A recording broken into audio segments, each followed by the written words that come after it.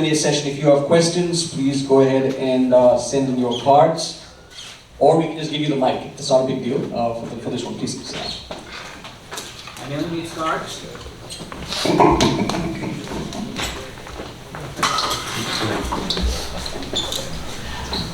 So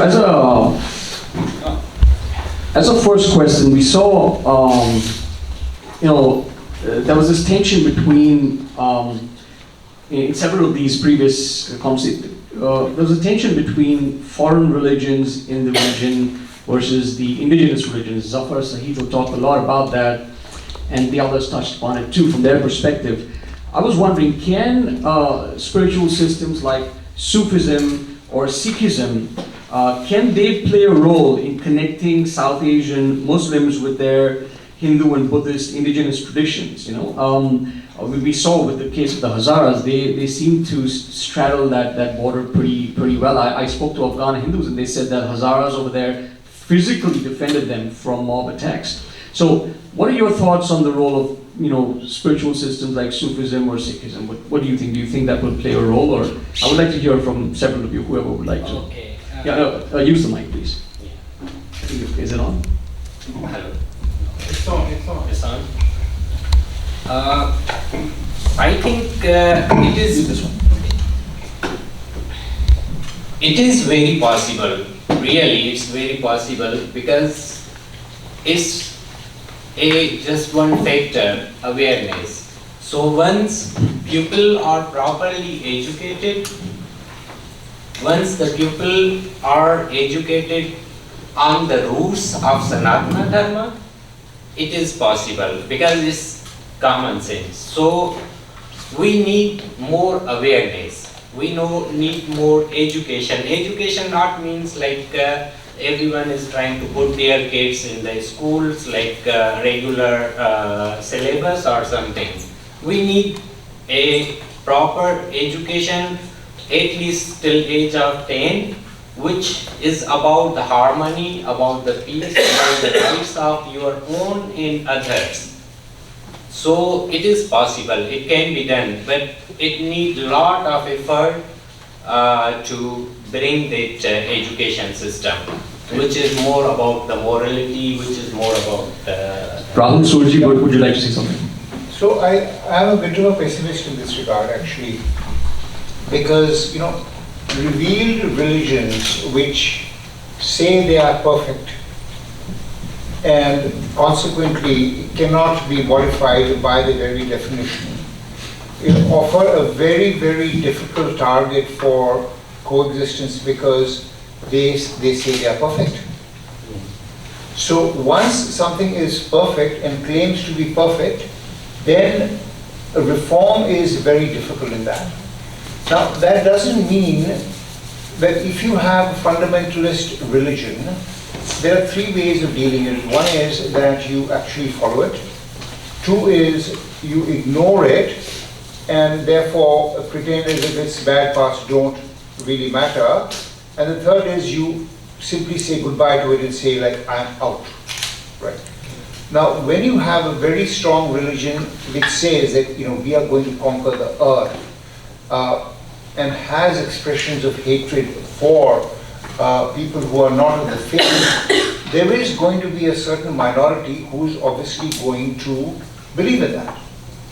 And when people say, oh well, it's a minority which believes in it, the question is that a minority can be very consequential in terms of spreading violence.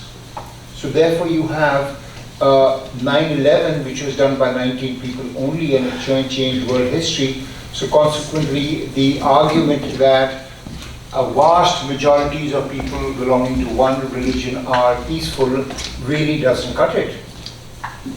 And consequently, it is a very uncertain historical process as to whether this will become more lenient and whether it will be more tempted to live in coexistence instead of carrying out certain commands which are perfect by nature. So hence I would caution against any undue optimism. Thank you. Yes. So I just want to say that the lines are drawn in the sand and I don't see much movement. There are small pockets of some adjustment. Like I mentioned about the Mappila riots in Kerala 100 years ago. Hindu temples were destroyed and the government that came after independence was a communist government. They would not publish any information. They would not restore the temples. But today, the Hindu community is having talks with the Muslims and explaining to them the role of a temple and how a temple, when it's functioning, it uplifts everybody. So in pockets, a few temples are being constructed. But I would also say, if you look at the Northeast, 8 states are now majority Christian. And there are 2 states in India that are majority Muslim. In none of these cases, the Hindus went on war. Okay, Hindus just became minority.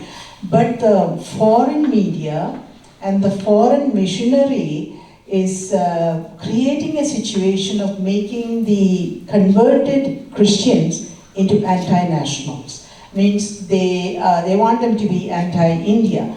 And what is happening in the Northeast states, I wish that other gentleman was here, he brought an example of what is happening in Tripura. But in the Northeast, there is one state that said, well, we are Christians, mostly Baptists, and if any Hindu guru comes to convert us, we'll kill them. We'll go to war, and America will come and fight for us. Imagine that. Okay, and there is, in this Bangladesh regime change, there has been conversations that America has this grand plan of creating a Christian nation in the middle of that land. I don't know, maybe, maybe not, but I have to say the Christian missionary is very aggressive.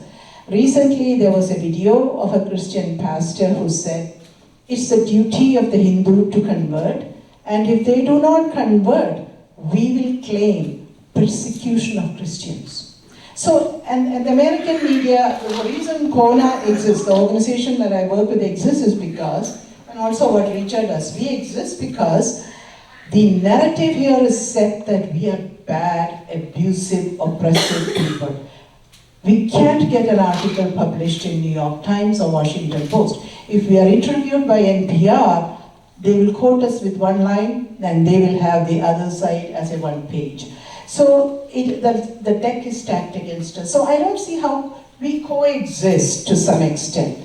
But this, smoothing out, I don't think it's ever going to happen. Thank you, Sudha. I would like a comment from Hardam. You mentioned that the sovereignty of a state in which these kinds of things are happening is a problem because then other states can't intervene. What is the legal trigger which makes it okay for a neighboring state to intervene in a state in which this kind of genocide is happening? So that's a really great question. It's called universal jurisdiction. So basically every country has an obligation to create, well, countries that are part of the convention, but they have an obligation to intervene. And when I say neighboring countries, it could be a country that may not be physically neighboring, but is still systemically impacted by what's going on in that country, especially in a world where we live, where everything is, when we talk about social media, you talk about economy, various things, everything is interconnected. So what could be going on in, let's say, Liberia could affect what's going on in Australia because of global supply chains, what's going on with respect to the economy. Everything is connected. So based on universal jurisdiction is what they call it, if you want the legal term of art for it. That's a term that allows any third party state, quote unquote, to then have the international legal right to intervene when they see something that's going against the charter. So that's the jurisdiction that does apply. And I'm sure Mr. Stewart maybe can piggyback on that as well. Yeah. So, one of the things which we've written in this complaint, which we are going to lodge, is that there needs to be another look at the definition of genocide. Because what happens is that it is normally associated with a sudden explosion of violence, which is limited in time. So consequently, that catches the attention of the international community. But what has happened in Pakistan, as the lady said, is a drip genocide, and the result is something like this. Like, you get up in the morning and you look at your face in the mirror, and it's the same, right? And let's say 20 years later, you look at your face in the mirror and it's still the same. You don't get up and say, hey man, have I really changed? But the fact is that you have changed over the years and you have changed irretrievably. So what has happened in the case of Pakistan is because it is a sporadic, low-level, relentless, coupled with a pervasive media censorship, which is, the media censorship is actually really a vast crime scene in terms of them violating their own fundamental responsibilities as journalists, with the result that people don't see a genocide. But it has happened over the years. And that is what has happened out there. Now these fine concepts of responsibility to protect, etc. Genocide is a very highly political thing. And nobody should be under any illusion that there's going to be some automatic trigger in which the international community is going to be so objective that it's going to kick into action all the time. It doesn't work like that. One last final short answer from Richa. When we talk about sexual atrocities, it seems to suggest it's a gender-related crime, maybe of passion. What is the role of women, in this case Muslim women, in aiding and abetting the grooming and the perpetration of the atrocity on women of the other communities? I think that's a very good question, because I think I was horrified to see in Bangladesh recently in the 2024 violence that happened, that women were actually capturing the Hindu girls, tying them to pillars and keeping them sort of, ready as prey for predatory, rapists to come and take them. So women are abetting. It is a case that has been seen in Kerala. If anyone has seen the movie Kerala Story, it documents it in serious, manner as to how women play a role in abetting grooming also, and also, seducing them to become preys. And I think this is a big, big concern, that this is a cohesive and collective method of seducing girls and women to become prey to predatory proselytization and even murder eventually. Thank you very much. I want to ask you all to please give an ovation to